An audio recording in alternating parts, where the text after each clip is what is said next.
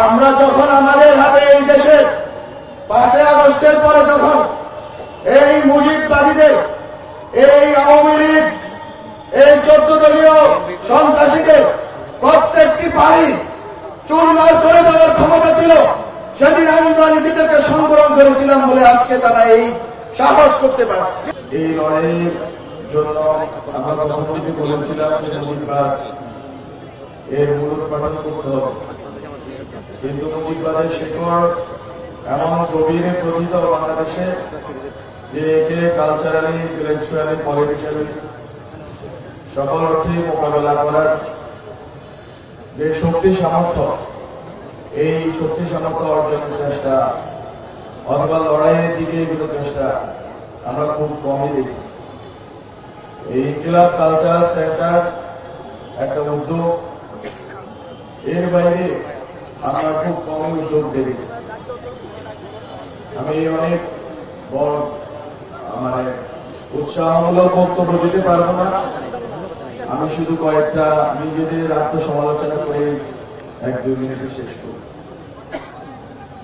আজকে সাংস্কৃতিক লড়াই, আজকে মুজিববাদ বিরোধী লড়াই, সেক্ষেত্রে আমরা অনেক পিছিয়ে আছি।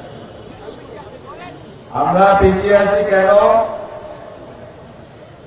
এটার কারণ হচ্ছে আমাদের সাংস্কৃতিক লড়াইয়ের যে ডিমার্কেশন লাইন, সেই লাইনে আমরা কোনো কাজ করতে পারিনি। আজকে বাঙালি জাতীয়তাবাদের ভিতর দিয়ে 4 মূলনীতির ভিত্তিতে, 72-এর সংবিধানের ভিত্তিতে যে মুজিববাদ প্রতিষ্ঠা হয়েছে, যে মুজিববাদের মধ্য দিয়ে হাজার হাজার মানুষের লাশ করা হয়েছে এই স্বাধীন বাংলাদেশে, এবং ভারতীয় আধিপত্যবাদকে বজায় রাখার জন্য এখানের কালচারাল অ্যাক্টিভিস্টদের থেকে শুরু করে, এখানের বুদ্ধিজীবীদের থেকে শুরু করে, শিক্ষকদের থেকে শুরু করে, আইন অনুদানের লোকদেরকে সবাইকে কবজা করে ফেলা হয়েছে। কাউকে এটা হচ্ছে এই এক ধরনের কলোনাইজেশন, যে তাদের মাথা বিক্রি করে দিয়েছে তারা একটা অংশ, আরেকটা অংশ হচ্ছে সচেতন ভাবে বাংলাদেশের বিরুদ্ধে, বাংলাদেশের মধ্যে থেকে বাংলাদেশের বিরুদ্ধে অপতৎপরতা চালিয়ে যাচ্ছে। এখন এই লড়াই, এই ইনভিজিবল বিনদেশী অ্যাসেটদের বিরুদ্ধে লড়াই, এর বিরুদ্ধে একজন ওসমান হাদি দাঁড়িয়েছিল। উনি বাংলাদেশের অ্যাসেট, আর বিনদেশী অ্যাসেটরা তাকে মারার যুক্তি উৎপাদন করেছে। তাকে যখন মারা হয়েছে তখন সবগুলো নীরব হয়ে বসে রয়েছে, কোন রায় নেই, কোন কথা নেই, সবাই নাটক করতেছে আমাদের সাথে। আমরা যখন আমাদের হাতে এই দেশের 5 আগস্টের পরে যখন এই মুজিববাদীদের, এই আওয়ামী লীগ, এই 14 দলীয় সন্ত্রাসীদের প্রত্যেকটি বাড়ি চুরমার করে দেওয়ার ক্ষমতা ছিল, সেদিন আমরা নিজেদেরকে সংবরণ করেছিলাম বলে আজকে তারা এই সাহস করতে পারছে। আমরা ক্ষমা করে যদি ভুল করে থাকি, তাহলে আমরা প্রতিজ্ঞা নিব যে আমরা আর ক্ষমা করব।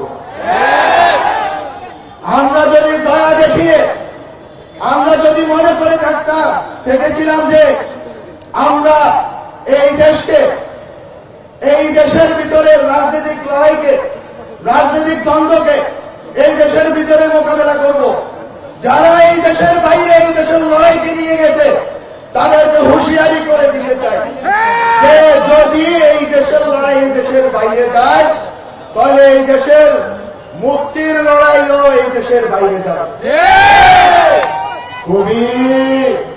খুবই সংকটময় পরিস্থিতি সামনে, আমাদের গায়ে হাত দেওয়া যাবে না। আমরা কিন্তু একটা লাশ পড়লে আমরা কিন্তু লাশ নিব, কত সুশীলতা করে লাভ নেই, কারণ অনেক হয়েছে, অনেক ধৈর্য হয়েছে, অনেক আমরা রিকনসিলিয়েশন, ট্রুথ, আমরা বিভিন্ন কথা বলেছি, আমরা বলেছি যে আইসিটি ট্রাইব্যুনালে স্বচ্ছ প্রক্রিয়াতে আপনারা বিচার করুন।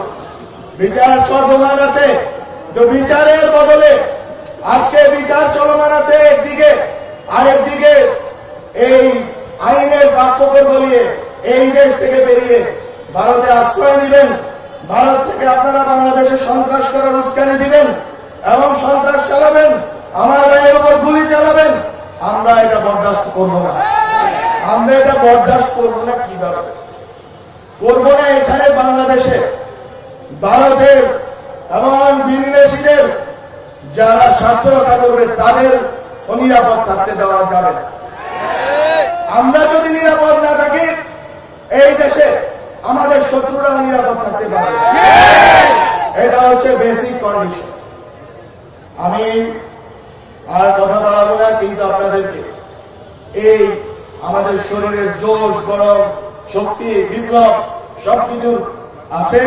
সাথে সাথে আমি একটা কথা বারবার বলে এসেছি, অনেক আলোচনা করে এই কথা আমি বলবো, সেটা হচ্ছে গরম।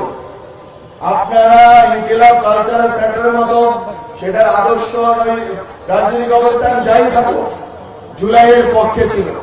জুলাইয়ের পক্ষে আপনারা জেলায় জেলায় সাংস্কৃতিক কর্মকাণ্ড শুরু করুন। জুলাই বিরোধী যারা সাংস্কৃতিক ভাবে বাংলাদেশের বিরুদ্ধে কাজ করছে তাদেরকে প্রতিহত করুন সাংস্কৃতিক ভাবে।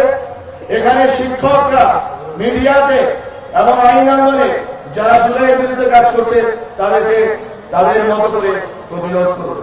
এবং জুলাইয়ের শক্তি যদি কনস্ট্রাকটিভলি গঠনমূলক ভাবে শক্তিশালী হয়ে ওঠে, তাহলে ভিতরকার যে লড়াই এবং চারপাশ থেকে যে লড়াই ঘিরে ধরেছে সব লড়াইকে আমরা মোকাবেলা করতে পারবো।